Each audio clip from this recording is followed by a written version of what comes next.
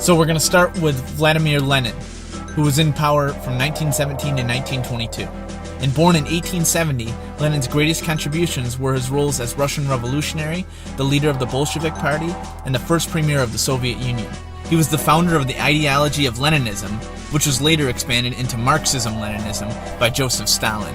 In 1917, Lenin was elected by the Russian Soviet Congress. At the time, the Soviet Union was faced with the threat of a German invasion. Lenin argued that Russia should sign a peace treaty. However, other Bolshevik leaders advocated continuing the war. As Germany launched their invasion, much of Russia's western territory was lost. This turn of events bolstered Lenin's popularity, and he gained the support of the Bolshevik leadership. Russia eventually signed a treaty in March of 1918. In August of 1918, a member of the Socialist Revolutionary Party attempted to assassinate Lenin. His health and political power declined from that point forward. Following the death of Lenin, Joseph Stalin became the General Secretary of the Soviet Communist Party in 1922. Stalin's policies and leadership, based on Marxist-Leninist ideology, are often considered the foundation of a political and economic system called Stalinism. Under Stalin's rule, the Soviet Union was transformed from a nation based on agriculture to a global superpower. The industrialization of USSR was successful and also critical to defeating the Axis invasion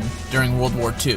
While it's certain that Stalin's social and economic policies laid the foundations for Russia's emergence as a superpower, the harshness in which this transformation took place was later repudiated by his successors in the Communist Party leadership. Stalin is generally thought to be directly or indirectly responsible for the death of millions of Russians.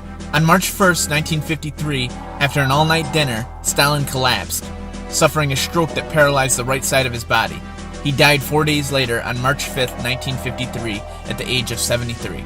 Next we have Georgy Malenkov, and upon Stalin's death he succeeded to all of Stalin's titles, but was forced to resign most of them within a month.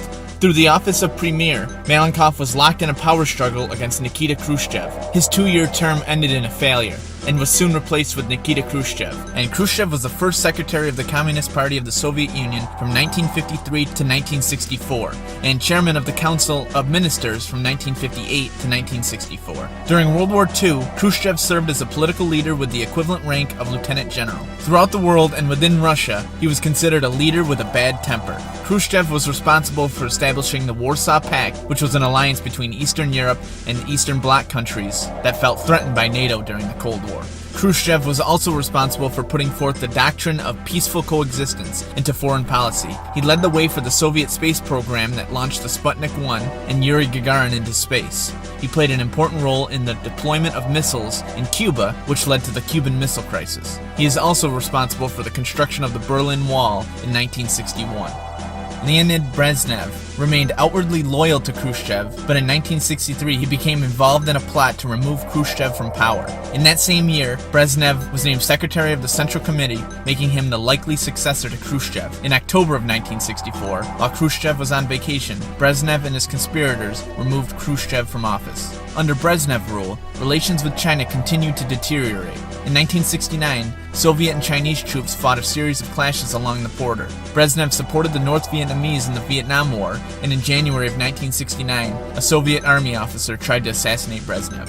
The highlight of Brezhnev's reign was the easing of tensions and the signing of the Helsinki Act in 1975, and this recognized the post-war frontiers in Eastern and Central Europe and effectively legitimized Soviet domination over the region. During the 1970s, the Soviet Union reached the peak of its strategic and world power due to the fact that a treaty established parity in nuclear weapons between Russia and the United States. The Soviet Union extended its political influence in the Middle East and Africa, and it also successfully intervened in the 1975 Civil War in Angola. The last years of Brezhnev's rule were marked by a growing personality cult, and his unfortunate legacy to his successors was his decision to intervene in Afghanistan in 1979. And this maneuver resulted in the subsequent grain embargo of the United States. Brezhnev died of a heart attack in November of 1982. Yuri Andropov was a Soviet politician and General Secretary of the Communist Party of the Soviet Union from November of 1982 until his untimely death just 16 months later. During his rule, Andropov made attempts to improve the economy and reduce political corruption. He initiated campaigns against alcohol and struggled to increase work discipline amongst the people of Russia. Unfortunately, these campaigns were carried out using an approach that was reminiscent of Joseph Stalin's strong-handed reign. Andropov made little progress in foreign policy as the war continued in Afghanistan. His rule was also marked by the weakening of relations with the United States. One of his most notable acts was responding to a letter from an American child and inviting her to the Soviet Union. After several months of failing health, Andropov died of kidney failure in February of 1984. Konstantin Chernenko was the General Secretary of the Communist Party of the Soviet Union and led the country from February of 1984 until his death 13 months later. Chernenko's rule represented a return to the hardline policies of Brezhnev. He supported a larger role for the unions, pushed for reform in education, and wanted to trim bureaucracy. Unfortunately, he also escalated the Cold War with the United States. Chernenko's poor health made him an ineffective governor of Russia. He was frequently absent from office. Surprisingly, Chernenko's short time in office brought about some significant policy changes. He gave much greater emphasis to public opinion and used the resources of his country to invest in consumer goods, services, and agriculture.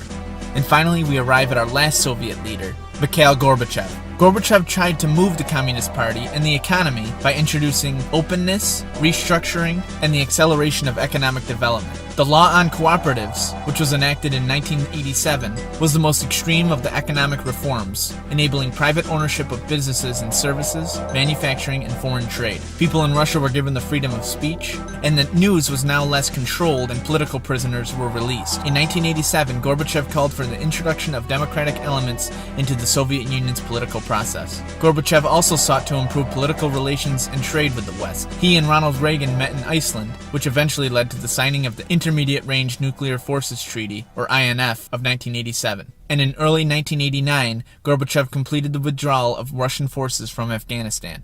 The loosening of Soviet control over Eastern Europe effectively ended the Cold War, and Gorbachev was awarded the Nobel Peace Prize in 1990. The democratization of the USSR stripped away the power of the Communist Party and Gorbachev.